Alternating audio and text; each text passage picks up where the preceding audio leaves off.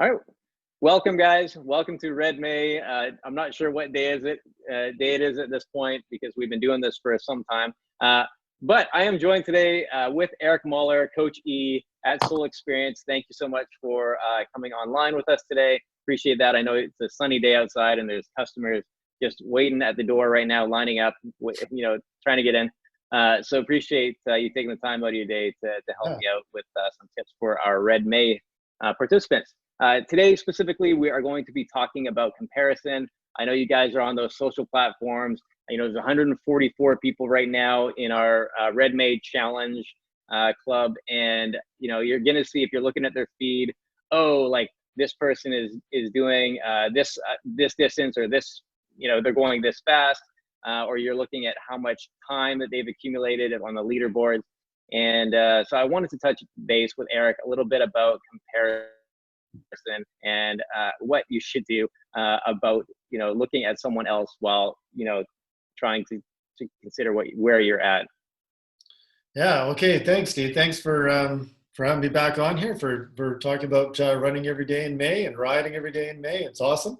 Hope everybody's enjoying it as much as I am, and it really is generating even more conversations about of what we're doing, like in our home, and the people that I see all the time about why we're doing something and why we enjoy it.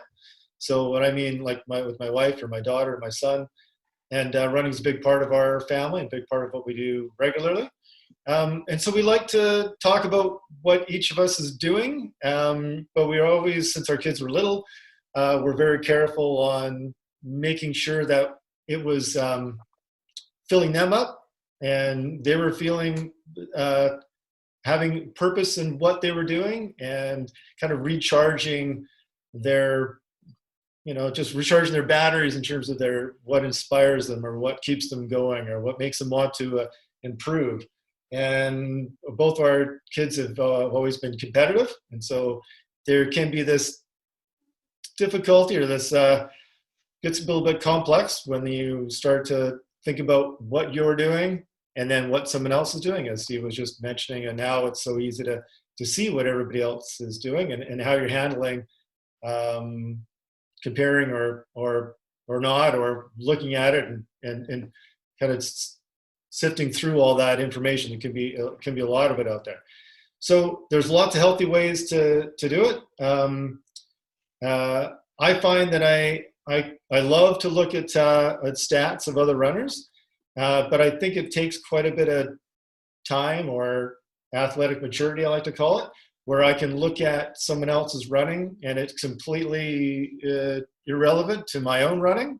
But maybe I haven't always been like that. I like to think I have been, but I'm sure I haven't been, where I might have been in a little bit of an unhealthy situation where I thought I should be doing more, or I thought I should be running faster because my friend Mike is running more and Mike's running faster and Mike is even older and Mike works more hours than me and Mike, poor Mike.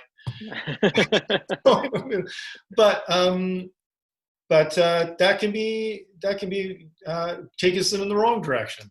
That can be detrimental to our growth and our enjoyment of the sport.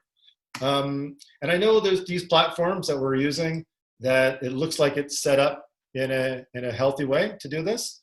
But how do we use those tools in a healthy way? And Steve and Carrie are awesome at this, about looking at how your personal growth in terms of fitness or just how you think of fitness makes a big difference.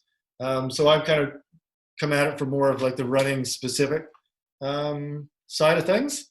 And I usually start with the phrase, the saying, you might even know who coined this phrase, Steve, but comparison is the thief of joy. So no, I used that the other day, but I don't know who coined it. I don't know. I should know. Someone's Googling it right now. And anyway, so not only your peers or people around you, but like even just looking back at yourself in the past, which I want to kind of dive into a little bit in a second. But right now at Soul Experience, we're not able to do our run groups. We're doing things like this, what Steve set up here, this online, and which is awesome. And I've always done online coaching, well, since 2012 with Soul Experience. But when you're in a group setting and you're running side by side with people, it seems like that would be an opportunity to either try to race the person next to you. But I find usually the opposite happens, that people are so, and I don't think distance runners are unique to this, but I see it, those are the people, those are the athletes I see the most. So I see it a lot, is what they're extremely supportive of the person in their group or running next to them, or even someone in a different group that they see at the beginning of a group run, and only at the beginning and only at the end because they're running a different pace. They're extremely supportive and really want everybody to be succeeding and enjoying the run and doing well. But something happens when you are not together and you were doing this physical distancing that it might not feel like that anymore. It might feel like I said before, you're not doing enough, or you're not going far enough, or going fast enough. So I just wanted to remind people of going back or having a list of what it is that makes them feel good about the activity. So the running. So I like to give people like a little bit of they kind of fill in the blank. And you can do this kind of as I'm saying it. I like to give people, usually it's 4 or 6, ask them 4 or 6 times, finish this sentence. I'm at my best when. And then, and I'm talking about, could be there's in their life. I'm at my best when, and then say that, fill that in 6 times. And then use that and look back at it when maybe you're feeling like you should be doing more. Okay, wait a minute. Why am I doing this? And what really fills me up? What really is important? And it can kind of reset what it is and why it is we're doing what we're doing. I don't know, does that make sense, Steve? Yeah, no, I think that's great. A great piece of advice. One thing that I get stuck on is comparing to my former self. Yeah. I turned 44 this year, and I look back. I've been running since like more seriously since about 2012, 2013. And when I look back, I go, wow, like look at how fast I was running back then. Yeah. And then I compare my performances, and maybe they're not up to snuff, and that can, I think, be somewhat challenging mentally and draining on me as well. And sometimes I think that I need to pick up my efforts when it's just the opposite. Yeah, no, that's a good point. As someone who's older than you, but it really doesn't matter what age you're at. There's this kind of arc, especially with we're looking at performances in running, where you're on the upswing or you're on the downswing in terms of your times. And I've been on the downside of my race times, for example, for quite a few years. So there was a point where I kind of struggled with that, where I was like, I thought it was still going up. But in fact, I was going down. But then I, looked really carefully at what my list of what I'm at my best when, or what I'm enjoying the most is, and that changes, and it still is important. Like those things are as important to me now, maybe more than they ever were. So what that means is I enjoy the effort and the process of running and working out maybe more than I ever have. And yeah, I'm getting slower, but it's really irrelevant. The time on my watch or the time on the chip time or whatever that's posted, it's becoming less and less. I shouldn't say it's not less relevant, but it's not in relation to what I've done in the past. I'm not the same person I was a year ago, or certainly not 10 years ago. Yeah. Yeah, I think that helps quite a bit. I mean, yeah, and where I found joy, I did this Red May challenge last year for the first time, yeah, and I hadn't run consistently like that. And my focus was always on performance. So as Eric knows, I've always got like a race in mind, yeah, and if I don't, I'm just running aimlessly for the most part. So he helps keep me on point. But I'm always looking to better myself, based on where I am. right, And so, trying to run this sub-3 marathon or whatever the case may be. yeah, And I think it can be a little bit disheartening when, I started back up. I hadn't done a marathon since 2015, and I was going to do one in 2019, run Chicago, which I did. And I just I had a different goal for that. I was just like, you know what, I'm just going to go out and see where I'm at. And I think that change in mindset really helped me. I think what also really helped was just running through May And instead of just running for performance, doing my 3 or 4 workouts a week, instead I started running just to do the run. And it was really eye-opening for me. I was finally able to start enjoying the process a little bit more.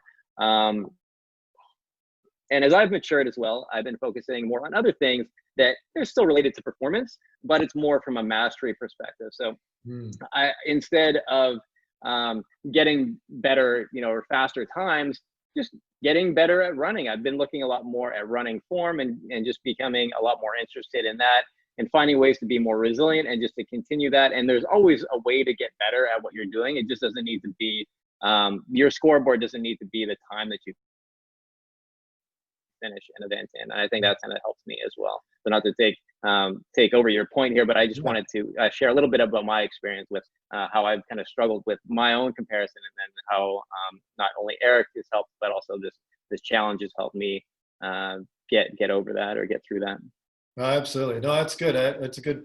I think it's important that people people hear this more often. I don't think as runners, or even this, just kind of cringe even saying the aging runners, that we talk about it more often, because I've been running pretty regularly since the early 80s, when I was running in high school for our cross country team. So that's a good chunk of running. That's a good a good amount of time. So, and I've had come across a lot of runners who I became friends with through running, and then maybe they've stopped running, and then when they stopped getting faster, they lost that mojo, or they lost that why it is they were running, which I always thought a little bit sad. But hopefully they've gone on to enjoy other things. So of course I want people to enjoy running as a lifetime sport. But I like to I like to look back at my running, and I like to enjoy those faster times, or those whatever it is I was doing in a different person than I was then. But I kind of like that analogy too, about the car. There's a reason that your rear view mirror is the size it is, and compared to the windshield, right? So I try to look forward more than I look back. So I like that one. Yeah, looking back's fine, but keep it a healthy looking back, and tend to look forward more. So I'm looking forward to my next goals, maybe as much as ever. And the challenges are different too. So if it might not be as running as fast, but it's how do I keep running, which is obviously how we're connected, is that you help me keep running. So that's pretty awesome. Yeah, likewise. In a different way. Yeah. If I didn't have that strength and mobility, I wouldn't be standing. I'd have to sit down and do this. You just be lying on the floor still. Yeah. I'm just kidding. All right. That's great. Thank you for that tip, Eric. And if you guys do have any comments or questions, put them down in the downstairs area in the comments below, and we'll be sure to answer them. Thanks for tuning in.